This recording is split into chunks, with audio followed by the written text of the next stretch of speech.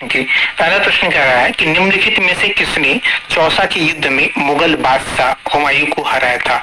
मिर्जा हकीम, सफीर शाह, सीर शाह या मिर्जा कामरान? तो ध्यान रखना, सीर शाह के द्वारा चौसा के युद्ध में मुगल बादशाह हुमायूं को हराया गया था। किसके द्वारा? सीर शाह के द्वारा। ठीक है। अच्छा, अब ध्यान रखिएगा कि यहाँ पे चौसा का युद्ध पूछा है, तो चौसा का युद्ध कब हुआ था? 1539 में हुआ था। कब हुआ था भैया? 1539 में जो है चौसा का युद्ध हुआ था। ठीक है, कब हुआ था? 1539 में। आपसे देवरा का युद्ध पूछता है, तो देवरा का युद्ध ध्यान रखना बच्चों, ये हुआ था आपका 1531 में। ठीक है। बिलग्राम का युद्ध सबसे महत्वपूर्ण है, काफी बार आपके एग्जाम में पूछा गया है। ठीक है, बिलग्राम का युद्ध आपसे पूछता है, तो बिलग्राम का युद्ध कब हुआ था? ये हुआ था आपका जो है 1540 में। 1540 में आपका बिलग्राम का युद्ध हुआ था। ठीक है। अगर हम बात कर ले चौसा के युद्ध में, तो 1539 में हुआ था। 26 जून 1539 को हुमायूं और फरीद खान यानी शेर शाह सूरी के बीच ये लड़ा गया। चौसा बिहार के बक्सर में स्थित है। इस युद्ध में हुमायूं की जो क्या हुई थी? पराजय हुई थी। अब बात आती है कि जो है इनसे रिलेटेड यानी हुमायूं से रिलेटेड क्या क्या फैक्ट आपके घर पूछे जा सकते हैं, पूछे गए हैं, और हुमायूं के बारे में भी हम अच्छे से जानने की कोशिश करेंगे। 6 मार्च 1508 को काबुल में इनका जन्म होता है और 26 जनवरी 1556 में दीन पनाह स्थित शहर मंडल में पुस्तक की सीढ़ियों से गिरकर इनकी क्या होती है? मृत्यु हो जाती है। काफी बार पूछा गया है हुमायूं की मृत्यु कैसे हुई, तो हुमायूं की मृत्यु जो है पुस्तकालय की सीढ़ियों से गिरते समय हुई थी। ठीक है। अब इनकी माता पिता कौन है? तो माता जो है इनकी कौन है? माहम बेगम जो सैयद थी, और पिता कौन थे? बाबर थे। हमीदा बानो बेगम से निकाह इनका हुआ था। इनके पुत्र अकबर का जन्म हुआ था 1542 में। ठीक। अब एक चीज ध्यान रखिएगा, 1530 में ये शासक बनते हैं। अब इनसे रिलेटेड फैक्ट क्या क्या है उस पर हम डिस्कस करते हैं। 1532 में देवरा और दोहरा युद्ध के विजय में अफगान नेता जो थे आपके महमूद लोदी को पराजित किया था। इसके बाद 1555 में सरहिंद यानी 22 जून 1555 में हुमायूं विजय किया था। 1540 में कन्नौज बिलग्राम का युद्ध हुआ था, उसमें हुमायूं और शेरशाह को परास्त किया था। ठीक है। फारसी में कविताएं लिखने तथा चित्रकला के शौकीन थे कौन? हुमायूं। ईरान के शासक की सहायता से हुमायूं ने कंधार तथा काबुल का क्षेत्र जीता था। ध्यान रखिएगा। हुमायूं की बहन गुलबदन बेगम ने उनकी जीवनी लिखी थी। इनकी जीवनी किसने लिखी थी? पूछता है काफी बार एग्जाम में आपके कि हुमायूं का जीवनी लिखने वाली कौन थी? इनकी बहन गुलबदन बेगम थी। ठीक है। हुमायूं का मकबरा कहाँ पर है? दिल्ली में स्थित है, और इस मकबरे में वास्तुकार कौन थे? मिराक मिर्जा घियास थे।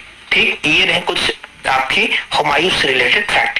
अब हम बात कर लेते हैं अगले प्रश्न की। निम्नलिखित में से किस वायसराय ने अगस्त 1940 में भारतीयों को अगस्त प्रस्ताव के रूप में जाने जाने वाले एक प्रस्ताव दिया था? लॉर्ड कर्जन, लॉर्ड मिंटो या लॉर्ड इरविन या लॉर्ड जो है आपके थे। ठीक है। तो आपके ऑप्शन जब हम जाएंगे किसके साथ? लॉर्ड आपके जो है लिरन लिथिंगो जो थे, इनके द्वारा क्या किया गया था? 1940 में भारतीयों को अगस्त प्रस्ताव के रूप में जाने वाले एक प्रस्ताव दिया गया था। ठीक। और एक चीज ध्यान रखिएगा कि यह तृतीय विश्व युद्ध में भारतीयों का समर्थन हासिल करने का एक प्रयास किया गया था। ठीक है। अब इससे रिलेटेड कुछ फैक्ट को हम जान लेते हैं। अगस्त प्रस्ताव होता क्या था? अगस्त प्रस्ताव की प्रतिक्रिया क्या थी? तो अगस्त प्रस्ताव आपको जानना जरूरी है, ये काफी बार आपकी एग्जाम में पूछता है और आपकी जानकारी के लिए बहुत महत्वपूर्ण है। तो ध्यान रखिएगा, वायसराय की कार्यकारी परिषद में जो था सबसे ज्यादा भारतीयों को शामिल किया जाएगा। युद्ध के बाद भारतीयों को अपना संविधान बनाने का अधिकार दिया जाएगा। युद्ध के बाद एक प्रतिनिधि संविधान निर्माण के निकाय की नियुक्ति किया जाएगा। अल्पसंख्यकों की राय को महत्व दिया जाएगा। युद्ध सलाहकार परिषद की स्थापना की जाएगी। ये अगस्त प्रस्ताव के कुछ बिंदु थे। लेकिन अगस्त प्रस्ताव की जो प्रतिक्रिया थी उसमें क्या हुआ था? तो ध्यान रखिएगा, कांग्रेस ने इस प्रस्ताव को अस्वीकार किया था। क्या किया था? अस्वीकार किया था। कांग्रेस के तुरंत सुशासन की मांग की थी। अगस्त प्रस्ताव में असंतोष के कारण गांधी जी ने व्यक्तिगत सत्याग्रह चलाया था। ध्यान रखिएगा, कांग्रेस सरकार ने 21 अगस्त 1940 को वर्धा में एक बैठक के प्रस्ताव को खारिज कर दिया था। ठीक। बात करते हैं अगले प्रश्न की। देखनी किस भारतीय राज्य से संबंधित लोक नृत्य है? तो देखनी जो है आपका ये कहाँ से रिलेटेड रखता है? गोवा से रखता है। कहाँ से? गोवा से रखता है। ठीक है, अब हाल फिलहाल के जो राज्य की लोक नृत्य है जो प्रमुख है, जो आपके एग्जाम में पूछते हैं, आइए उस पर हम डिस्कस कर लेते हैं। तो गरबा, डांडिया, रास, टिप्पणी, जुरून, भावी, ये कहाँ का है? गुजरात का है। ठीक है, सॉरी ये टिक आपका सही नहीं लगा है, माफी चाहूंगा, ये गुजरात का है। ठीक है, ये गुजरात का। ठीक, अगर हम बात कर ले हिकात, मजाज, अखूद, दांडी मार्च, ये कहाँ का? महाराष्ट्र का है। ठीक है, नौटंकी, रासलीला, कजरी उत्तर प्रदेश का है। ठीक है, कहाँ का? उत्तर प्रदेश का है। काठी, गभीरी और ढाली जत्रा, ये कहाँ का है? पश्चिम बंगाल का है। और अगर हम बात कर ले घंटा, मर्दाल, ओटम, थेलन और वेदी नाट्यम, ये कहाँ का है? आंध्र प्रदेश का है। ठीक, बात कर लेते हैं अगले प्रश्न की। भारत के किस राज्य में रामसर साइटों की संख्या सबसे अधिक है? तो भारत में सबसे अधिक अगर रामसर साइटों की संख्या की बात कर ले तो ये कहाँ पर है? ये आपकी तमिलनाडु में है। कहाँ पे है? तमिलनाडु में है। ऑप्शन नंबर हम जाएंगे 4 के साथ। कुछ फैक्ट की बात कर लेते हैं, तो ध्यान रखना कुल 16 जो है साइट कहाँ पे है? आपके तमिलनाडु में सबसे अधिक। भारत की रामसर कनेक्शन का एक पक्ष है। भारत, आपको बता दें, भारत ने 1 फरवरी 1982 को इसके तहत हस्ताक्षर किया था। चिल्का झील उड़ीसा और केवलादेव राष्ट्रीय उद्यान राजस्थान और भारत के पहले रामसर स्थलों में के रूप में मान्यता दी गई थी। किनको? चिल्का झील को और केवलादेव राष्ट्रीय उद्यान को। ठीक, बात कर लेते हैं अगले प्रश्न की। नागरहोल राष्ट्रीय उद्यान डैश स्थित है? अरुणाचल प्रदेश में, कर्नाटक में, तमिलनाडु में, गोवा में। तो नागरहोल राष्ट्रीय उद्यान की अगर हम बात करें तो कर्नाटक में स्थित है। कहाँ पे? कर्नाटक में। अरुणाचल प्रदेश और तमिलनाडु, गोवा की बात कर लें तो आप देख सकते हैं नाफदा राष्ट्रीय उद्यान। ठीक है, आपका अनामलाई टाइगर रिजर्व, नीलगिरी आपका तमिलनाडु में है। गोवा की बात कर ले तो मोलेम नेशनल पार्क, भगवान महावीर अभ्यारण्य कहाँ पे है? ये सब गोवा में है। ठीक, बात करते हैं अगले प्रश्न की। 332 ईस्वी में 550 ईस्वी के बीच भारत पर किस राजवंश का शासक था? तो ध्यान रखना इसमें जो शासक था वो किसका था? गुप्त वंश का शासक था। किसका शासक था भैया? गुप्त वंश का शासक था। अब गुप्त वंश से रिलेटेड कुछ फैक्ट को हम देख लेते हैं। गुप्त वंश की अगर हम बात कर लें 320 ईस्वी से लेकर 550 ईस्वी के बीच भारत का पहला शासक किया था। गुप्त साम्राज्य की स्थापना श्रीगुप्त ने की थी, ध्यान रखिएगा। और सबसे महत्वपूर्ण बात,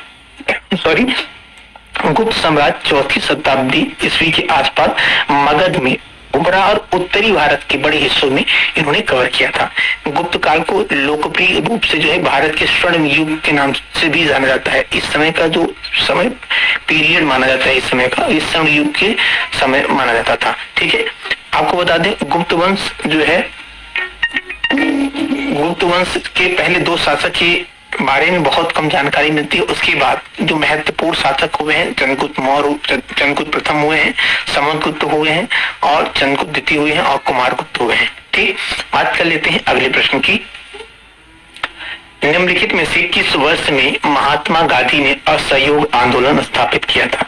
तो असहयोग आंदोलन महात्मा गांधी जी के द्वारा कब किया गया था? 1922 में किया गया था। ठीक, 1922 में किया गया था। महात्मा गांधी ने 1922 में चौरी चौरा कांड के बाद, ध्यान रखना, असहयोग आंदोलन को स्थगित कर दिया था। और चौरी चौरा कांड 5 फरवरी 1922 में उत्तर प्रदेश के एक छोटे से कस्बे और चौरी चौरा में गुस्साए हुए प्रदर्शनकारियों ने एक पुलिस थाने को आग लगाकर आग के हवाले कर दिया था, जिसमें 22 पुलिसकर्मी मारे गए थे। आपको बता दें कि गांधी जी ने इस अहिंसा के सिद्धांत के विरुद्ध माना और आंदोलन को वहीं पे रोक दिया था। ठीक है, और यह निर्णय बारदोली में कांग्रेस की कार्यकारी की बैठक में लिया गया था महात्मा गांधी जी के द्वारा। ठीक, अगला है कि निम्न में लोक नृत्यों में से कौन सा मध्य प्रदेश राज्य से संबंधित नहीं है? तो मध्य प्रदेश राज्य से संबंधित कौन सा नहीं है? फूलपति, मटकी, जावरा, लाहो। ठीक है, तो ये कौन सा नहीं है? तो ये नहीं है लाहो। ठीक है, लाहो कहाँ का है? ये मेघालय का है। इसे याद करने का सबसे सरल ट्रिक क्या है पता है? लाहो यानी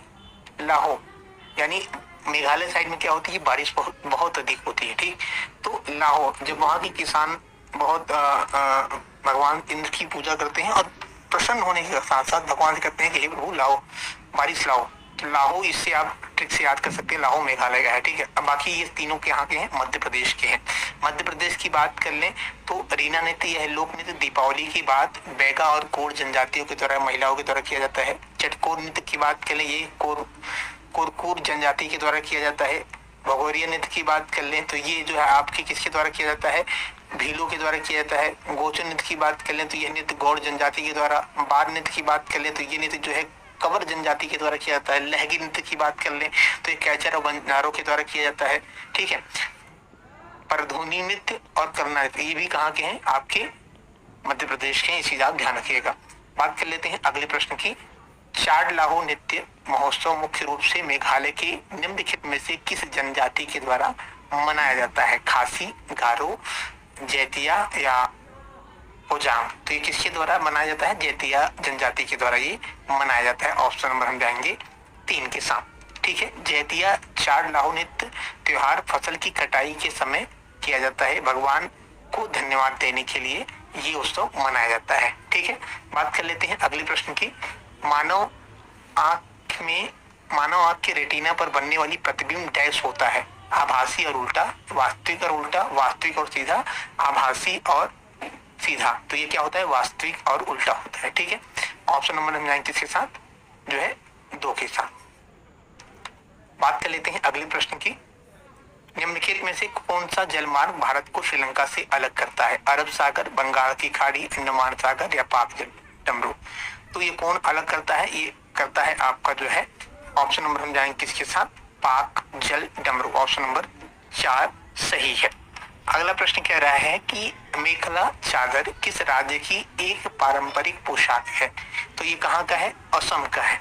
कहाँ का है? असम का जो है मेखला चादर एक पारंपरिक क्या है? पोशाक है।